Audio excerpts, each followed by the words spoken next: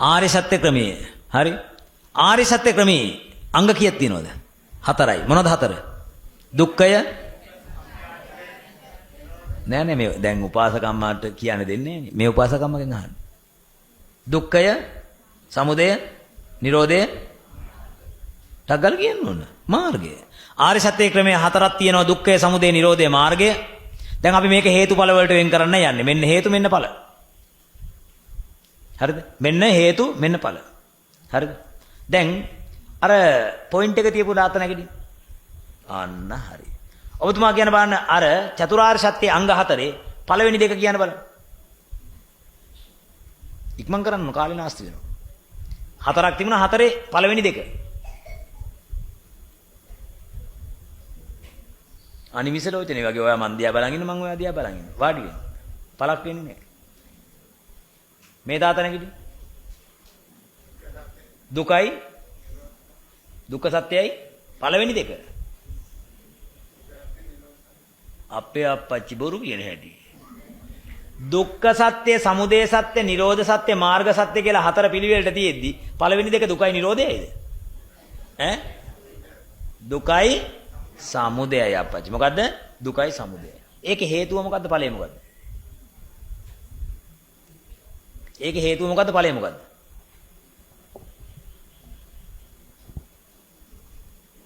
දන්නේ දන්න අය කියන බලන්න.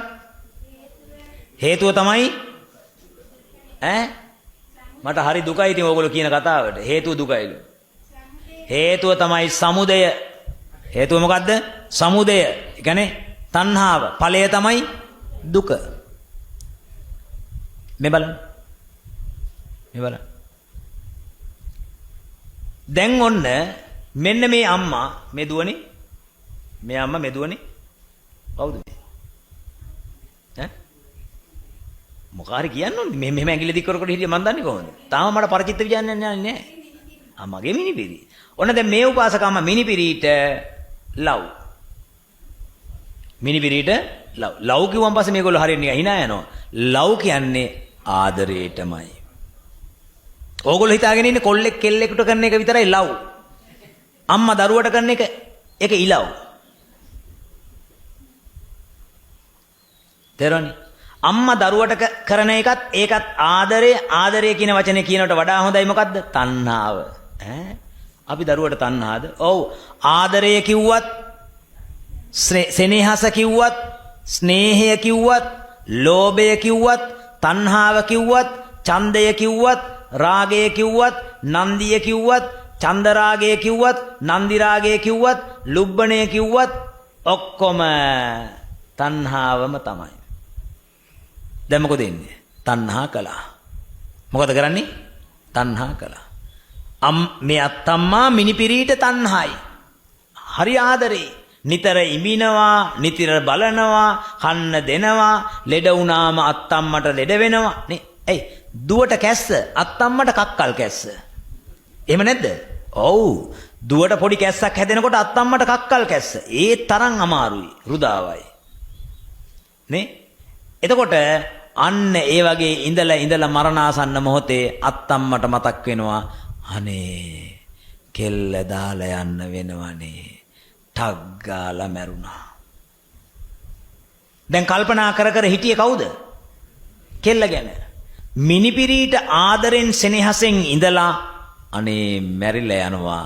තණ්හා පච්චය උපාදානං උපාදාන පච්චය භවෝ භවය പ്രേත භවේ. තේරෙන්නේ? අත්තම්මා මැරුණා. මරණ වෙලාවේ උපාදානය කරගත්තේ මිනිපිරිය බලන්න එන්න පුළුවන් තැනක කෑදර කමේ പ്രേත කමේ මැරුණා. പ്രേතියෙක් වෙලා ඉපදුනා. දැන් අත්තම්ම නිතරම කෙල්ලගේ පිටිපස්සෙන්. අත්තම්මට මතක නැහැ මං දැන් පෙරේතියක් කියලා. කන්නේ අසුචි. බොන්නේ සෙමසොටු. හැබැයි තමන්ට තාමත් අර මිනිපිරීට තියෙන ආදරේ අතහැර ගන්න බෑ. ඇයි අම්ම එහෙම වෙන්නේ? මේ බලන්න. මේ ජීවිතේ මේ ඇඟේ ඉන්නවා. මේ ඇඟේ සිත් උපදිමින් නිරුද්ධ වෙනවා, උපදිමින් නිරුද්ධ වෙනවා. දුව මේ ජීවිතේ අන්තිම හිත මොකද්ද? චුති හිත. මොන හිතද? මේ ජීවිතේ අන්තිම හිත චුති හිත. චුති හිතට අනතුරුව ප්‍රතිසන්දි හිත. චුති හිතට අනතුරුවම ප්‍රතිසන්දි හිත. ප්‍රතිසන්දි හිත ඉපදුනා කියන්නේ මේ සිත් පරම්පරාවෙම තව එක සිතක් ඉපදුනා. ඒ හිත ඉපදුනේ කොහෙද? ඒ හිත ඉපදුනේ වෙනත් ඇඟක. මොන ඇඟකද? මොන ඇඟකද? තා පොඩ්ඩෙන් ඇස් දෙක පියනෝනේ. මොන ඇඟකද? පෙරේත ඇඟක. දැන් මේ සිත් පරම්පරාවෙම තව සිත් ටිකක් පෙරේත ඇඟේ. දැන් ප්‍රේතිය. හැබැයි එයාට තාමත් මිනිපිරීමයි. දැන් මොකද වෙන්නේ? පිටිපස්සෙන් එනවා. මම එක කතාවක් කියන්නම්. හරිද? මම දන්න කියන කතාවක්. පොඩි ළමයෙක් ඉන්නවා. ළමයා පොඩි කාලෙම අම්මා මැරුණා කැන්සර් එකක් ඇදිලා. අම්මා ප්‍රේතියෙක් වෙලා ඉපදුනා. කන්නේ අසුචි. ළමයාගේ පිටිපස්සෙන් හැමතිස්සෙම එනවා. ළමයා ඉස්කෝලේට යනවා. ඉස්කෝලේට ගියාට පස්සේ ගුරුවරු ගෙදර එවනවා. ළමයාගේ කලිසමේ මල පහ වෙලා කියලා ගෙදර එවනවා. බස් එකට නැග්ගට පස්සේ කොන්දොස්තර අල්ලලා කණෙන් අල්ලලා බිමට දානවා. ඇයි? අසුචි ගඳයි. කවුද මේ? අම්මා ප්‍රේතව ඉපදිලා මැරෙන වෙලාවේ කැන්සර් එකකින් මැරලා තියෙන්නේ. මැරෙන වෙලාවේ මතක තිබිලා තියෙන්නේ කවුද? අනේ මගේ දරුවා තාම පොඩි. උපාදානයේ වෙලා මැරුණා. තේරුණා නේද? දැන් එහෙනම් අද මේ බණින් පස්සේ ඕගොල්ලෝ හොඳට හිතට ගන්න ඕන මේ අත්තම්මල විශේෂයෙන්ම තමන්ගේ මුණුපුරු මිනිපිරිය ඉඩම තේරුණා නේද? ඒවට තියෙන ප්‍රේතකම කෑදරකම අඩු කරගන්න ඕන. අඩු කරගන්නේ කොහොමද? ආන්න ඒක මේ බණේදී හේතුඵල න්‍යාය ඇසුරෙන් පැහැදිලි කරලා දෙන්නයි මම අද වැඩි. තේරුණානේ? එහෙනම් මෙන්න ආර්ය සත්‍ය ක්‍රමේදී සමුදය සහ දුක කියලා දෙකක් තියෙනවා. සමුදය හේතුවයි දුක ඵලයයි. එහෙනම් ඕගොල්ලෝ කරන්නේ මොකද්ද? සමුදය හදනවා. ළමයි හදනවා, ගෙවල් හදනවා, තණ්හා කරනවා, මැරිලා යනවා, උපදිනවා. ඉපදුනා කියන්නේ දුක. ඉපදුනා. දුක ඉපදුනා. ඉපදුනා කියන්නේ දුකයි. ඊළඟ දෙක තමයි මොකද්ද? මාර්ගයයි නිරෝධයයි. යම් කිසි කෙනෙක් මාර්ගයේ හෙවත් ආරෂ්ඨාංගික මාර්ගයේ වැඩුවොත් මොකද වෙන්නේ? නිරෝධයටපත් වෙනවා. ආගන්න. ඔයාලට ඕන මොකද්ද? අපිට ඕන මොකද්ද? අපිට ඕන මොකද්ද? අපිට ඕන නිරෝධය. දැන් මේ දවස්වල ඇහෙන්නේ නේ අපිට ඕන නිරෝධය. නිරෝධය ඕනනම් වඩන්න ඕන මාර්ගය.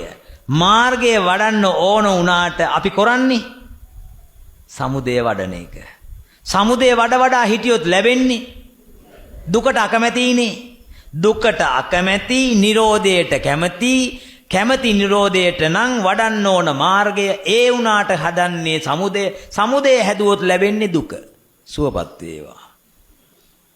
එහෙනම් අද මේ දේශනාවේදී මෙච්චර කාලයක් චතුරාර්ය සත්‍ය ගැන අහලා තිබ්බට අද තමයි දැනුනේ ඇත්තටම ස්වාමීනි අපි කරන්න ඕන දේ නෙමෙයි කර කර ඉන්නේ.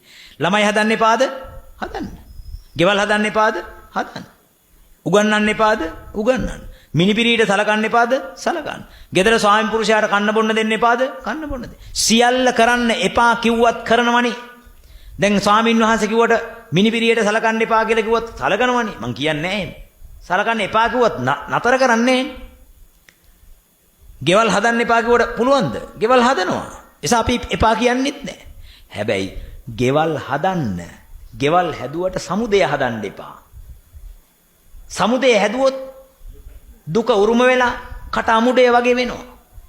සමුදය හැදුවාම අමුඩේ වගේ වෙනවා. ඒ නිසා අන්න එතෙන්ටපත් කරගන්නේ නැතුව සමුදය දුරු වෙන පරිදි මාර්ගය වඩන්න දක්ෂ වෙන්න. මොකද්ද? සමුදය දුරු වෙන පරිදි මාර්ගය වඩන්න දක්ෂ වෙන්න. අද දැන් මේ දේශනාව අපි ප ဋ ාණයේ පැත්තට හරවලා තව එකක්